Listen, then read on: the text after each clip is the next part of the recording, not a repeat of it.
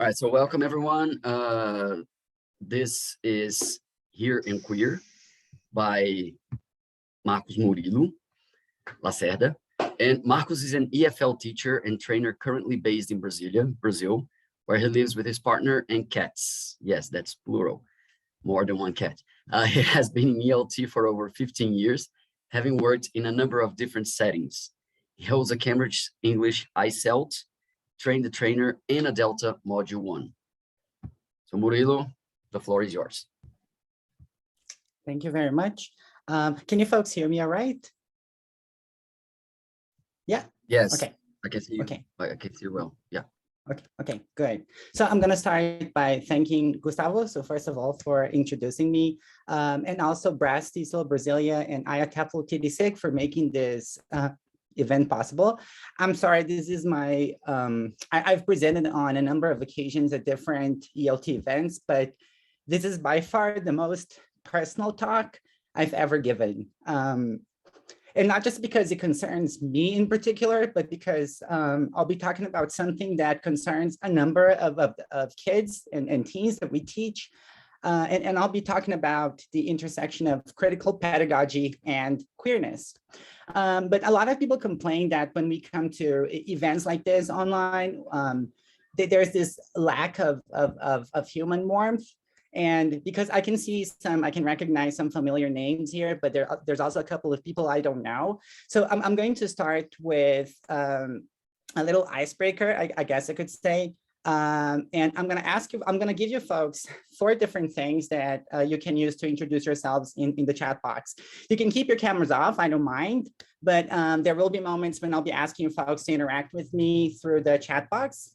And I would really like you to do so I don't feel like I'm talking to blank squares. Okay, so first of all, I'm going to give you 4 choices of things you can talk about in the chat box. So you can tell us where you are in the world, what time it is, where you are right now, your teaching scenario. So whether you teach kids, teens, adults, whether you work in the private sector, in the public sector, whether you work with high school students or at a tertiary level. So you can give us some information about your teaching context.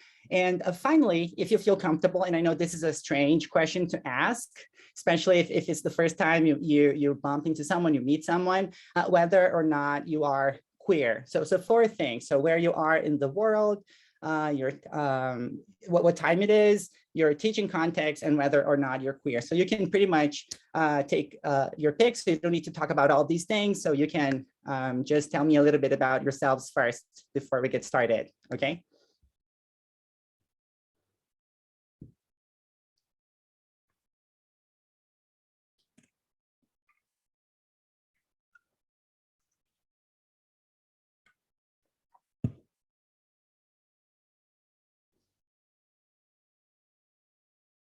Well, thanks for responding. I was worried no one was going to respond. So thank you very much for contributing and participating.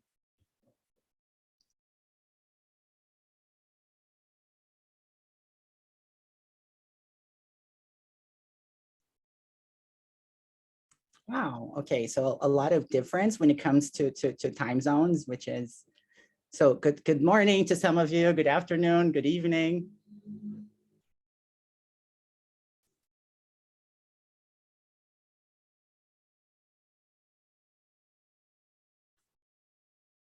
Ah, okay, nice. I liked Darcy's answer. Okay. I like that one too. So thanks everyone for, okay, and now let me get started with my presentation. Oops, okay, just a second. Okay, I'm using my boyfriend's computer, so please bear with me because I'm kind of not very used to it. Okay, so like I said, so the theme of my presentation is here and queer, and I've asked you folks to give your contribution by introducing yourselves, and I will also share a little bit more about myself. So I'll share 4 different facts about me. But to make this a little bit more dynamic, I'm going to ask you folks to take a guess. So I will show you 4 different pictures. And in the chat box, I would like you to tell me what you can guess about me based on the picture. And I know there are some from friends taking part in this as well. So maybe you can just confirm or refute how much you think you know about me, okay? So here goes the first picture. So what do you think you can tell me? What do you think you can guess about me based on this image? You're a cat person. Yes. Okay. So actually, I like animals in general, but I'm definitely a cat parent. So I've got 3 cats, and this is one of them. This is Antonio. I don't like to play favorites, and it's not that he is a favorite or anything, but Antonio is definitely the sweetest of the 3, and it's easier to take pictures of him than the other 2. So here's a picture of Antonio. I've got Antonio and 2 other cats. And what about, what does this other picture tell you about me?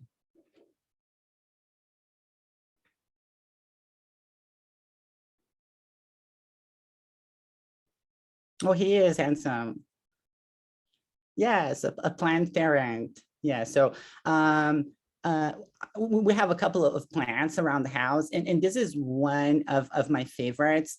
If you folks like plants too, do you know what this plant is called? It goes by different names because plants often do, but there's one popular name for this plant, which I really like. Can anyone recognize this plant if you folks also have a green thumb? Anyone? I'm not sure if it's a begonia, possibly. But the popular name this plant goes by is Dark Lord, and I really love this plant because it's beautiful, and I really love the name Dark Lord. Right? Okay, so now here goes the third photo.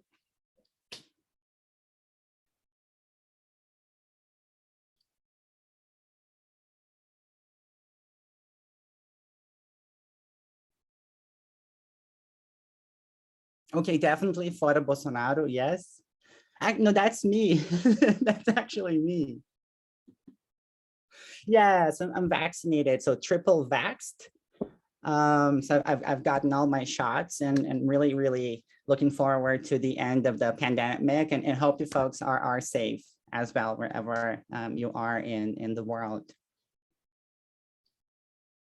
And finally, no problem, Gustavo. And finally, on to the last photo. So what does this photo tell you about me?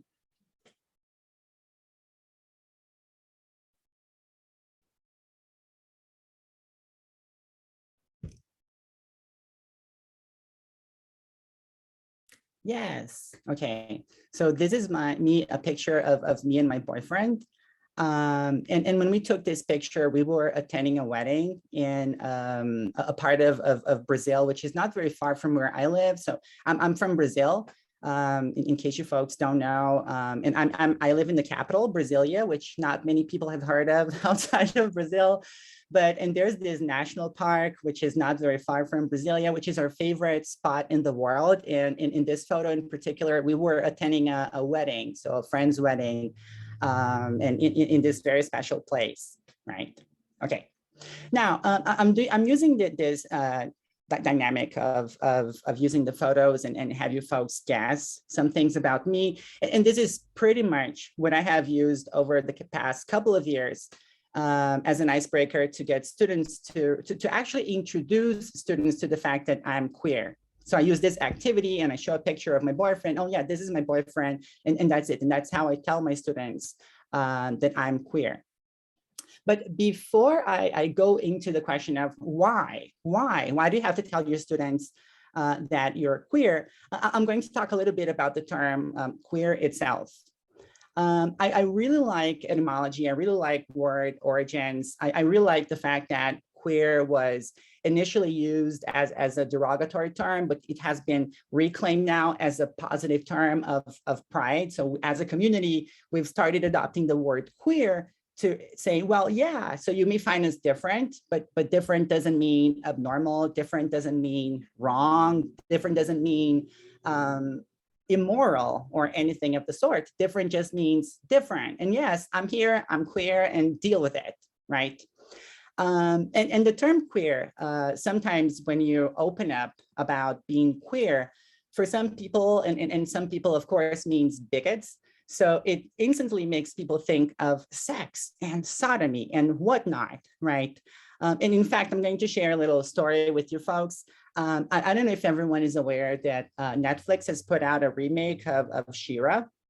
And in the remake, in the cartoon remake, She-Ra has a girlfriend. So at some point, you know, she starts a relationship with this girl. So she's in a queer relationship. And I've heard people make critical remarks about this remake.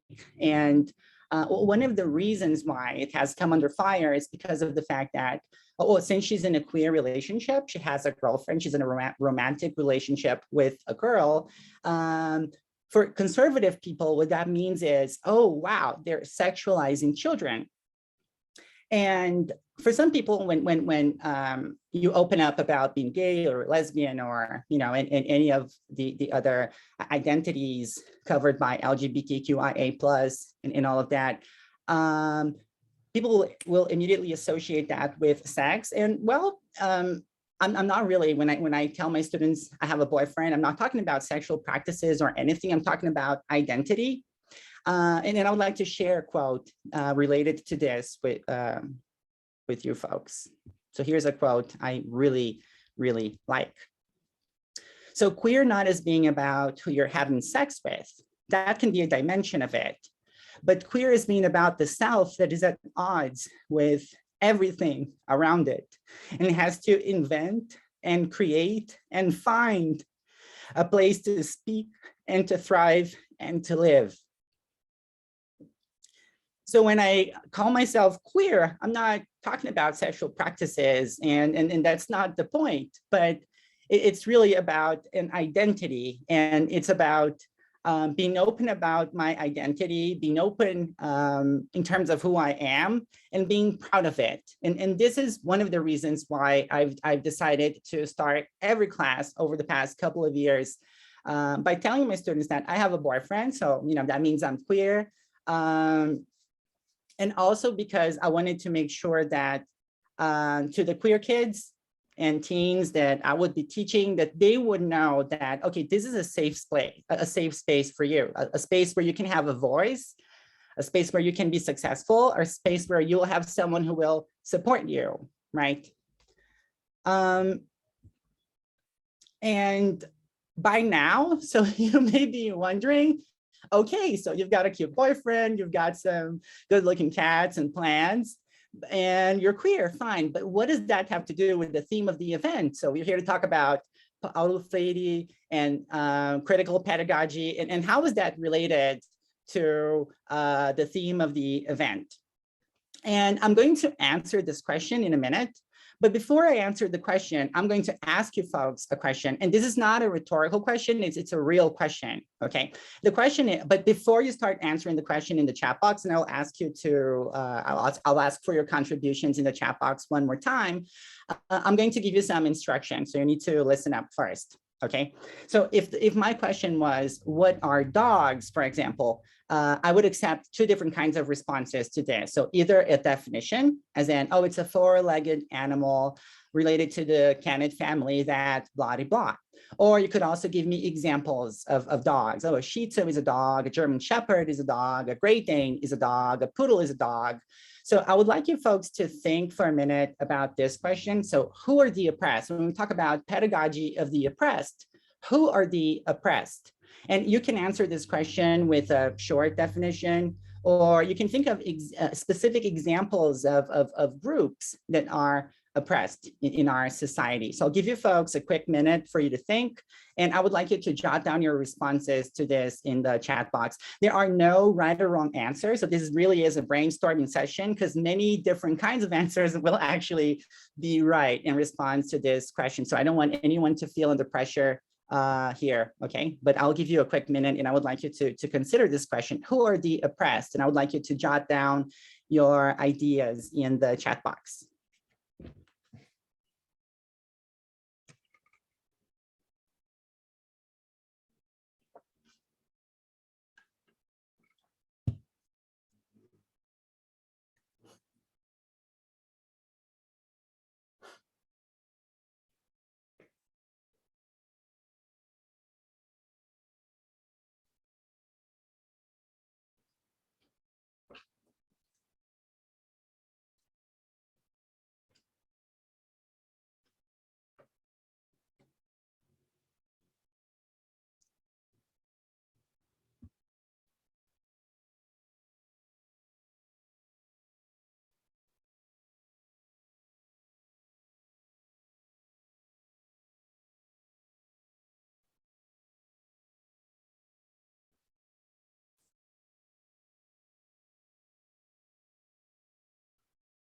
Wow, thanks for the responses.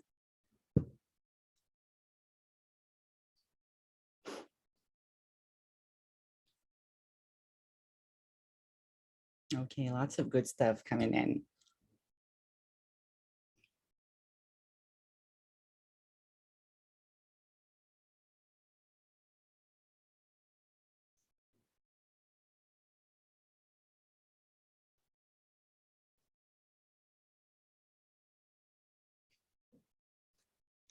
Okay, just in the interest of time. So thank you folks for the responses you've sent in so far. So let me, okay. So I'm going to summarize some of the things you've pointed out here. I think a couple of words appear again and again. And in particular, I think that when we think about who are the oppressed, we can think about a certain, a couple of characteristics, right? So people that are, whoops, my pen is giving me a hard time. Wait. So let me try one more time.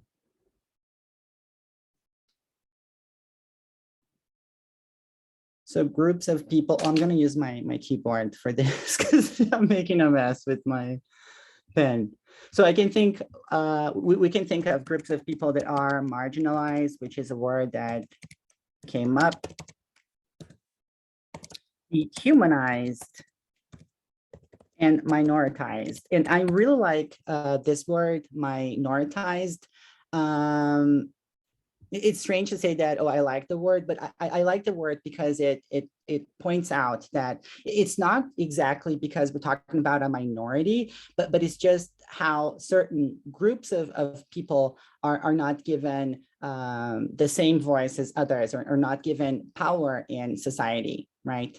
And when we think about queer folks, and I think this is something no one would disagree with, is that, well, they definitely fit the criteria, right? When you think about the definitions and you folks came up with in the chat box, and we think about the spectrum of LGBTQIA plus folks, they definitely fit this definition of a part of society which has been oppressed, right? Which is oppressed. And I think that when we think about pedagogy of the oppressed, we could also maybe rephrase this as pedagogy for the oppressed, right? So pedagogical practices that proactively try to give a voice and space to these marginalized, dehumanized, and minoritized groups in society. So this is the connection between my theme and the theme of the event. And I told you folks this will be a very personal presentation, maybe the most personal presentation I've ever done in my professional life. And I'm going to actually tell you folks a little story. So first, can you recognize this fella here on the screen? Can you recognize this kid in the photo?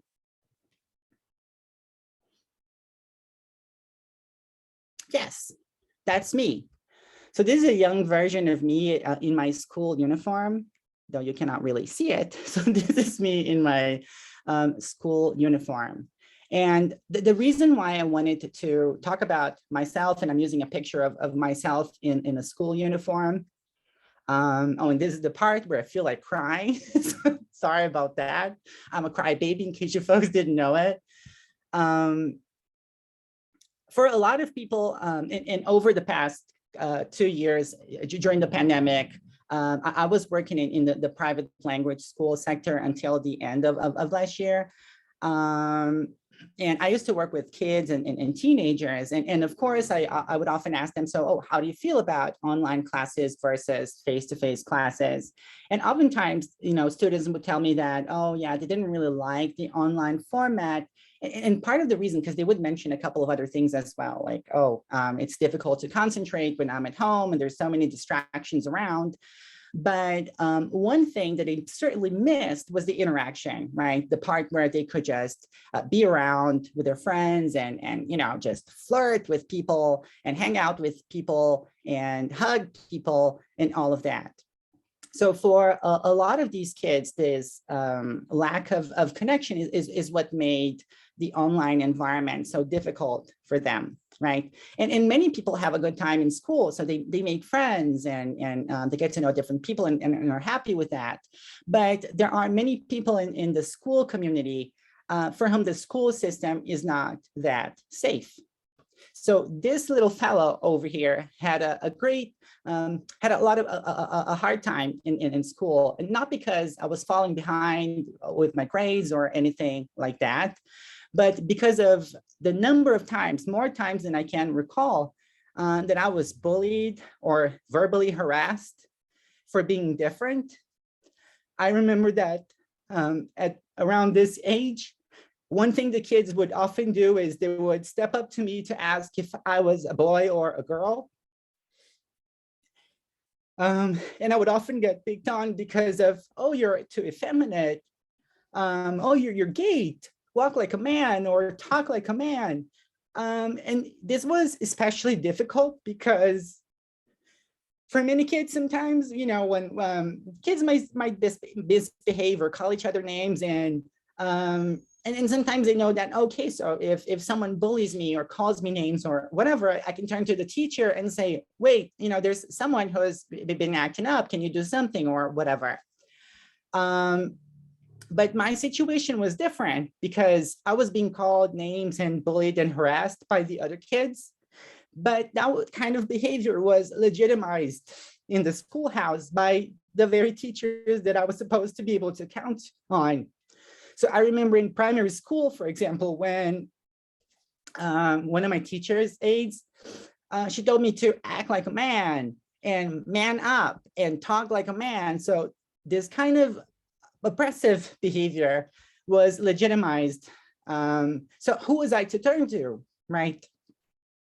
And I can also recall a number of times when I went to class to hear teachers crack jokes at queer people, right? And everyone would fall about laughing, and further confirming this feeling in myself that I was, that I had to hide a part of me, which now I understand is so essential because it's part of my identity and who I am. But as a kid, it just made me feel full of shame and fear because I couldn't be myself. Because being myself meant that I would be picked on by other kids and possibly by, you know, just school staff members. And I wish I could say that, oh, this is just a story about me and this is personal, but it's none of your business, teachers. But it's not just a story about me. It's a story I share with many other people. I'm going to show you folks a couple of facts to illustrate this. So LGBTQ youths who face rejection within the family are more than 8 times likely to attempt suicide, more than 6 times likely to report clinical depression, more than 3 times likely to use illegal drugs, and more than 3 times likely to be at risk of contracting STDs.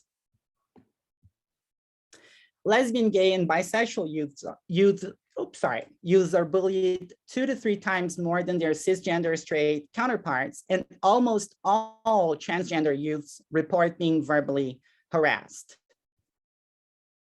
LGBTQ students are 3 times as likely as non-LGBTQ students to say they do not feel safe at school. And not feeling safe at school is not about, oh, not liking school or not liking your math teacher. It's about not really knowing how things will turn out. I remember at some point in my life, as a student, I remember feeling terrified.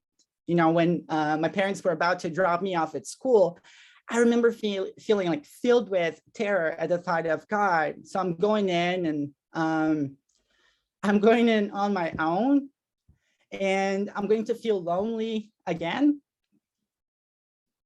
And I will have no one to turn to, right? Because if you're a queer kid and the other kids are calling you queer, and in a system that doesn't really protect you, that doesn't really proactively protect you, who you're going to turn to say, oh, they're calling me queer and I don't like it. I mean, right, nothing really would happen.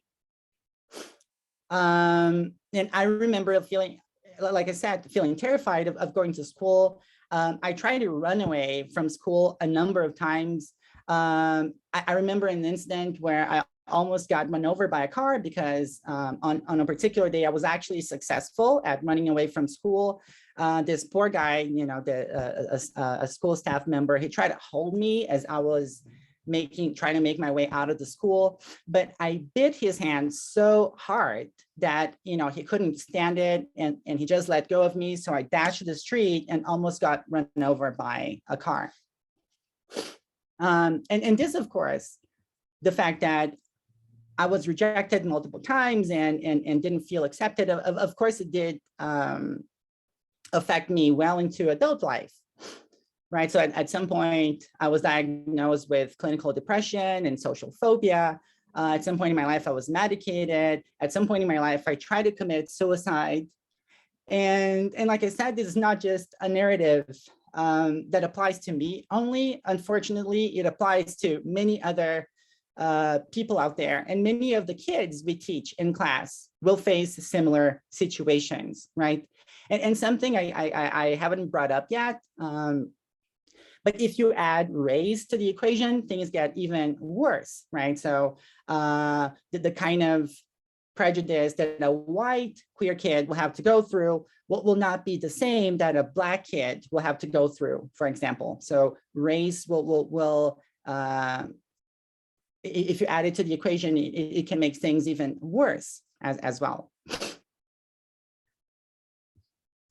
And what do we do about this, right? So we know that kids don't feel safe, and we know that they are at risk in school, and that when we think about school admin staff, you know, there are many people who are not really ready or prepared for this kind of demand. And what do we do about this? This is a graph from a session I attended recently given by Scott Thornberry. He wasn't talking about critical pedagogy in particular. He was talking about Dog-Me ELT, which was the movement he helped found many years ago. And I believe you folks are probably familiar with this, but he was discussing whether Dog-Me ELT is still relevant today. And I'm saying that Dog-Me ELT has no connection to critical pedagogy, but of course, in a way it does, right? Because when we think of critical pedagogy, we also think about resistance to published materials, just like with Dog-Me ELT, the dialogic nature of conducting a class. So these are some of the overlaps between Dog-Me ELT and critical pedagogy. But in his talk, where he was taking, you know, some questions from the audience about, oh, how can teachers apply Dog-Me ELT in their classes, given the fact that as teachers, and for the most part in my teaching career, I was working in private language schools where I had no kind of control over the kind of method or approach that would be used, or the syllabus or the course book, where I really only had some kind of wiggle room when it came to individual classes or activities. And really, I don't think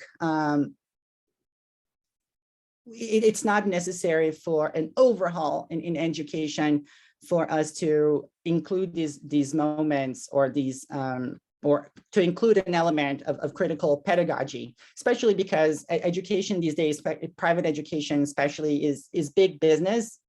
I don't really think course books will change for the better anytime soon, because for the most part, when we hear that a course book is really innovative, it's just because, oh, wow, there's an app that goes with it, uncanny.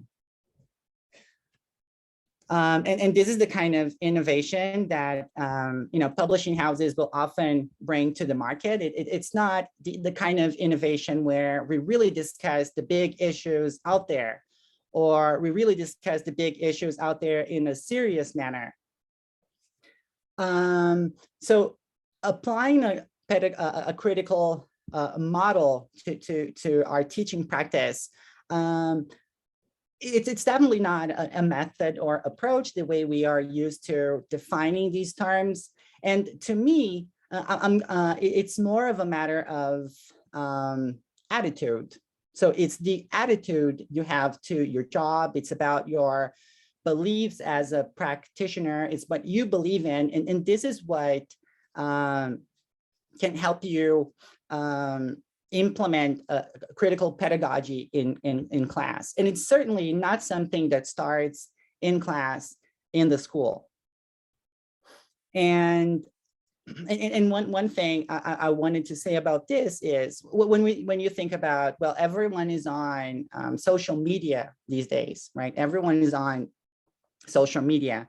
And what kind of people do you follow? Like, do you follow people who are different than you? So if you're white, do you follow people who are Black and Asian? Do you follow immigrants? Do you follow trans people? Do you follow queer people in general, right?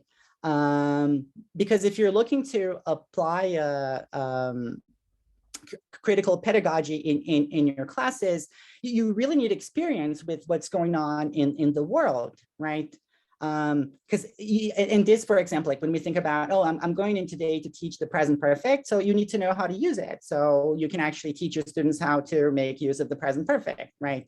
And if you're looking to instill in them a sense of being more critical and looking at the world through different lenses, and peering through things, and you really need to make sure that you're beefing up and doing your homework outside of the classroom, that you're following different kinds of people and listening to the different kinds of discourse, because this will also inform your practice, right? Oops, okay. Ooh, I'm trying to go back, but I can't. Okay, so sorry. And I'm going to mention a couple of things that have happened to me since I started telling my students that I am queer and being honest about this. And I'm 36 years old, going on 37, but I've only been doing this for the past 3 years now. And before this time, I'd never had the courage to really tell my students that, oh, look, I'm queer. So, you know, I'm queer. And I don't even actually say I'm queer. I tell them I have a boyfriend. And that, of course, means I'm queer, but I don't use the word queer or gay. I just use, oh, I have a boyfriend, and that's enough to tell them about my identity. And one of the reasons for this is I remember when I first, before I first started teaching, the very first methodology title I bought was the very first edition of Learning Teaching by Jim Scrivener. And I think probably in the first chapter to that book, though I'm not completely sure about this, he talks about Carl Rogers and some of the characteristics of an effective teacher, according to Carl Rogers. And one thing he mentions is authenticity. And I always felt that by hiding this component of my identity from students, I wasn't really being my authentic self, and it really bothered me. It bothered me because of everything that I went through growing up in you know, in the school environment. And because I didn't, of course, want to see this perpetuated in school, and I wanted to be a voice that would help students not have to deal with this. But I never had the courage to do that because, of course, growing up in this environment where people make you feel as if there's something wrong with you, at some point, you end up believing that there is actually something wrong with you. That the reason why you're living in shame and fear is because, yeah, there's something immoral about you. There's something sinful about you. So it took me a long while to come to terms with the fact that I'm different, and being different doesn't mean I'm wrong or anything. It just means I'm different, right? If you look at the natural world thrives in diversity, right? You go to, I don't know, to a park and you see all kinds of birds and plants and how they interact with each other, and the realization that this is actually important. Diversity is really important for human existence on the planet. And why is it different when it comes to people? Why should everyone look the same, sound the same, right? But there was one moment in my life in particular that gave me the courage to actually be myself in class. And a couple of years back, I had the opportunity to attend this mini course, and it was about course design, and something which I'm interested in. So I thought, well, I might as well take advantage of this and attend this course. And I remember getting there on the day of the course, and the guy who was leading the session, so the tutor, the guy who was tutoring this particular course, he'd brought in his boyfriend, and he was so flamboyantly, effeminately queer. And that didn't really matter. Like, everyone's eyes were glued on him, and he was so competent, and the session was so fun because it was a whole day. So it was tiring, but at the same time, it was so productive. And I remember leaving the session with the impression that, wow, I mean, I can be like this person. I can be open about myself. I don't need to live in fear and in shame. This doesn't have to keep me from telling my students that, oh, I'm queer because, oh God, it's wrong or whatever. And it really had this effect on me where I felt empowered to be myself because I had a model. I had someone to look up to. And this was the moment when I realized that when we talk about representativeness really matters, because I think we talk about it so often sometimes, right? Oh, there's got to be representativeness. And of course, there's very little representativeness in the teaching materials that we use. But this was the moment when I realized that, oh, wow, this is not just an abstract thing. It's very concrete. It changes people. It changes your perception about things, right? Helping, seeing the ability the opportunity to see something that is different from what you've always believed in really does change you. And this really changed me because I'm interested in teacher education. This is something I've always liked, and seeing this teacher educator who was openly queer conducting a course and noticing that, wow, this guy is so competent and everyone is loving the course with him. So it gave me this almost power to feel like, well, I can be myself and I don't need to hide, and I've got someone to look up to. And I'm using this story because first, if you are queer, and it's safe where you are, because I know we come from different parts of the world, and queerness is still an issue in certain places. It's not legal in all parts of the world, and there may be implications for teachers, right? If you come out, will the school maybe decide to fire you? So for example, I worked in a Baptist school a couple of years back, and I know that, well, if I had come out in this particular environment, I would probably have been fired, right? But if it's safe where you are, you will not be physically or verbally abused, I encourage you to consider also coming out to your students. And it doesn't have to be a special moment or anything. So what I do is exactly what I did at the beginning of this talk. So I used a little picture, students get things about me. Oh, this is my boyfriend, end of story, and that's it. First, because of this element of representativeness, so students can see someone close to them who is queer, because I always, something I would suspect sometimes was that for some of my students, I could be maybe the only queer person they actually knew, like in the flesh, because okay, there are characters, there are queer characters in stories, movies and stuff, but or maybe people in their buildings or whatever, but an openly queer character that was actually close to them, someone close to them who was queer, I wanted to be this reference in their lives. And also I wanted to make sure that the queer kids would notice that, oh, so this is a safe space where I can be myself. So I've got someone I can turn to if I need to, because I never had that. I never had a teacher I could turn to. And I wanted to be this person, the teacher that other kids could turn to if, they face trouble in school. And when I started telling my kids and teenagers and adults as well that I was queer, so certain things began to happen that I wasn't really expecting. I remember once when I was teaching a class, and this was like a second semester class. So, you know, beginner students, an adult group. And we were talking about parts of the house and, you know, learning vocabulary to talk about different parts of the house and describing parts of the house and all of that. And I remember at some point during the lesson, so this guy was like, oh yeah, because I've got kids and my husband. And I was like, oh my God, you know, so the guy's married and he's being open about it and he's got kids. I thought that's awesome. Unfortunately, it was a bit of a downer because since it was a very elementary level class, it actually mistaken wife for husband. So that was a bit of a downer for me, but I have some other stories to share as well. Like this one teenager who told me that, oh, they were questioning their identity. They didn't really feel binary and they were questioning that.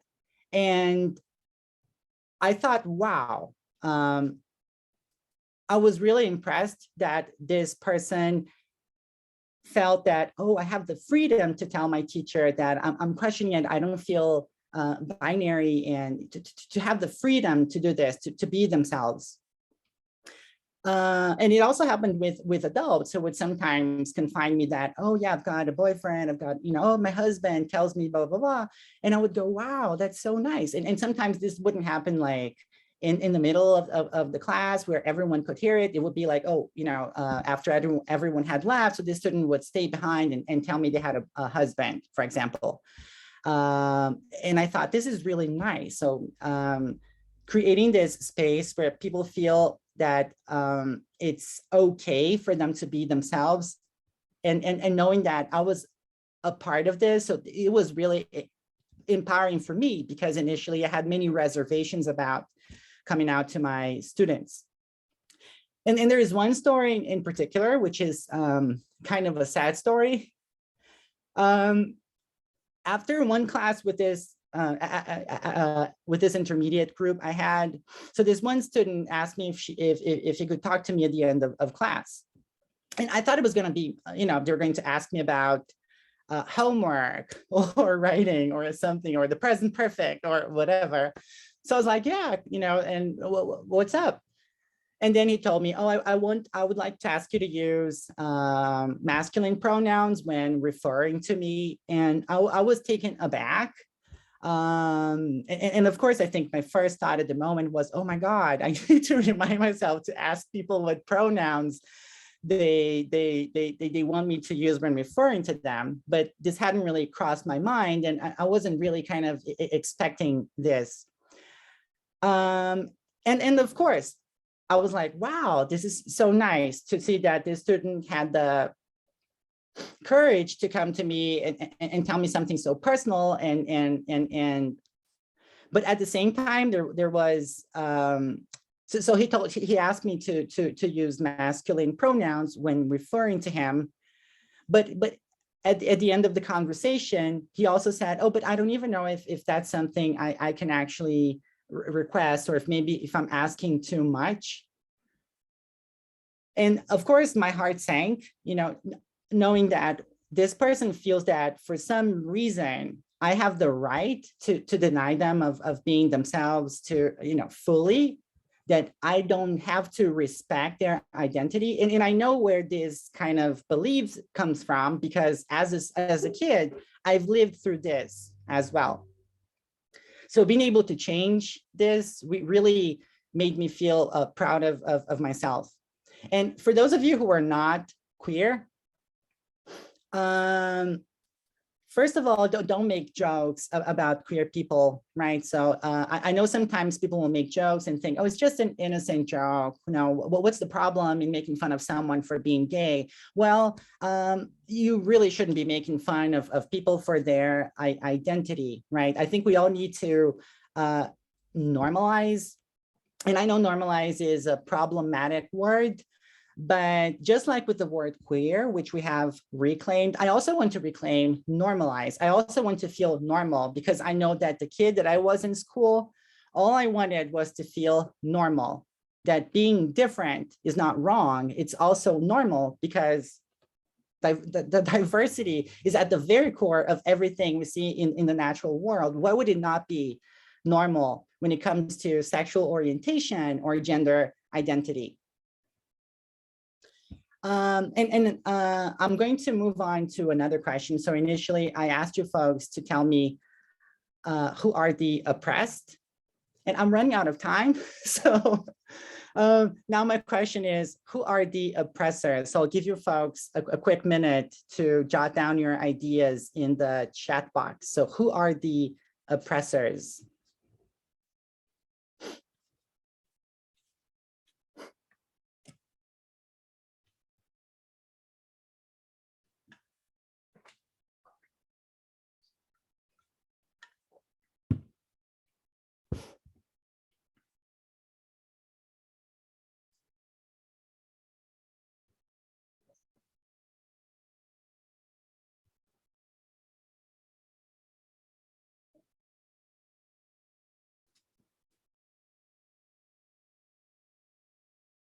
And again, just like with the previous question, so feel free, so we can use this as a brainstorming exercise. I'm not expecting a particular answer.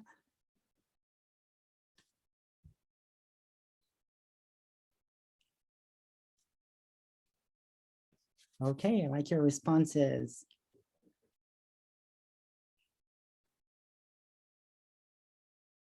Okay. So because I'm running out of time, I definitely agree with the comments I can see here about who are the oppressors. And one thought I would like to leave with everyone for the day is that I think we also need to understand that we ourselves are potential agents of oppression. And I'm saying this to everyone. So I'm not just saying this to the non-queer folks in the room. I'm saying this literally to everyone. So whether you're gay, lesbian, transgender, Black, white, Asian, whether you come from a minority group or not, I think we all need to see ourselves as potential agents of oppression. We talk about institutionalized racism, institutionalized sexism, institutionalized LGBTQ phobia. And if this kind of prejudice is part of the very makeup of the society where we grew up, we need to understand that we can also perpetuate some of these things ourselves. There's an expression, a phrase that I'm not very fond of, which is stay woke. And my problem with stay woke is that sometimes I think it's misused, right? I think we need to stay vigilant, but staying vigilant is not just staying vigilant because we need to be watchful of what other people are doing, but staying vigilant is also about digging deep within ourselves so that we can find in ourselves maybe, oh, wait, a hidden prejudice we weren't aware of. And so it's not just about looking outside, but also looking within. And to wrap up for today, I'm going to leave you folks with this quote by Paulo Freire. So washing one's hands of the conflict between the powerful and the powerless means to side with the powerful, not to be neutral. Neutrality does not exist. So if you don't speak up in the face of oppression, you're not being neutral because you decided not to say anything. You're actually siding with the oppressors, right? And I think this is something we need to remind ourselves of constantly. And with that, I leave you for the day. So thank you very much for attending this session. So here are my contact details. So if you folks want to continue this discussion, so you can get in touch with me by email. So marcosmurilo.lacerda@gmail.com. You can also find me on Instagram as TEFL_nerd. And I'm also on Twitter as Marcos Murilo. So thank you very much.